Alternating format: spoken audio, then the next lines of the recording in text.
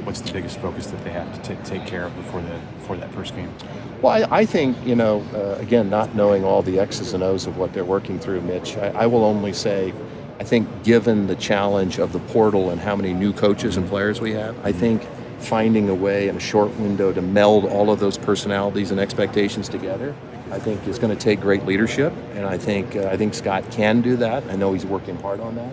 That's going to be really critical because, a team full of talent isn't necessarily a team. And so taking talented individuals and creating and melding a team, I would think is going to be critically important to him and for him, and I think he's focused on that. How has hired Mark Whipple accentuated any of Scott's strengths? How have you seen him maybe be able to lean into some things he's good at? Well, I think when you have coaches like Mark and Mickey and some of the other coaches, you got to understand, they're bringing experiences to Nebraska, working for other head coaches or being a head coach himself or even NFL experience or working with different personalities of players that I think really can help Scott. It's just a broadening of your perspective. I think having a coach that's had to create systems and play calling in multiple situations. Every conference is different. What you're going to do in the NFL is likely different than what you're going to do in the ACC. So I think a lot of it is just perspective. When you sit around a table with different experiences, different perspectives, and different abilities, it has, it's just going to impact you, I think, in a positive way, as long as you're receptive to it. And I think Scott has certainly been receptive to it. Are there strengths and weaknesses to a team wanting to play for a coach? Maybe you can draw on your own experiences here. Players talk pretty often, openly about wanting to help Scott win, not only for himself, but for him. Are there strengths or weaknesses to pinning some of that on wanting to win for a coach? Well, I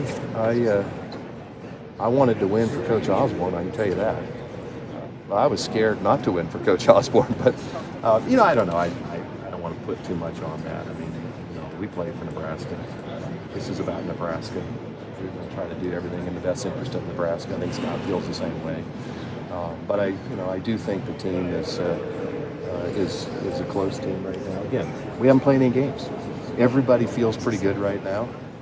Everybody's undefeated, but I think it's important to take advantage of some of that cohesion that you're talking about. I didn't answer that very well. I'm sorry. I don't know how to answer that. I'm sorry. You asked too hard a question. Yeah. How much does the sellout streak stress you out? And do you look at it any differently now as opposed to a year ago, especially with the fan survey and all that? It doesn't stress me out because I will tell you, as I mentioned before, sitting in the meetings, yesterday with the ADs.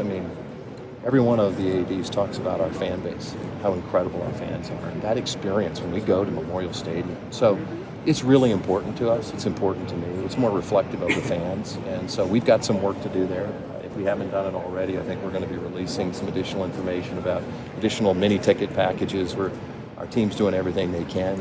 We want to keep that intact, but we need to do our part on the field, and we've got to have a product that people want to come and experience. So it's important to us. We're going to work as hard as we can to maintain it, but we'll do it the right way.